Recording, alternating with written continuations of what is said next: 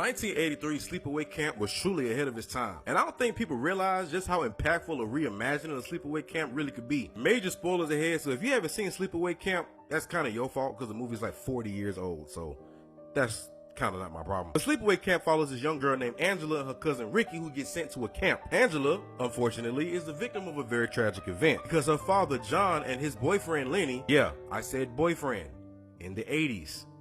You see where I'm going with this. They were on a boating trip with her brother Peter. Unfortunately, the boat crashed and it was presumed that Peter and their father John were both killed in the crash, resulting in Angela being raised by her aunt. Angela's having a very tough time at this camp because she doesn't fit in with any of the other kids. She's very quiet, damn near mute pretty much, super introverted, and of course, bullies and everybody picking on her. You know how that goes. Unfortunately, one of the cooks at the camp even tried to SA her. Well, throughout the events of the movie, we keep seeing bodies dropping, but not in a normal way, in a very Friday the 13th Part 1 kind of way, because all of the killings are done from a POV standpoint. You see it through the killer's eyes, but you really don't know who's doing it. Eventually, Angela does meet this boy named Paul, who she kind of develops a little relationship with, but she's still very weird. But Paul has a crush on her. Remember her cousin Ricky that I mentioned? All of these killings that's going on, people start blaming them on Ricky. Fast forward to the end of the movie, we see Angela on a beach, completely holding a severed head and a bloody knife,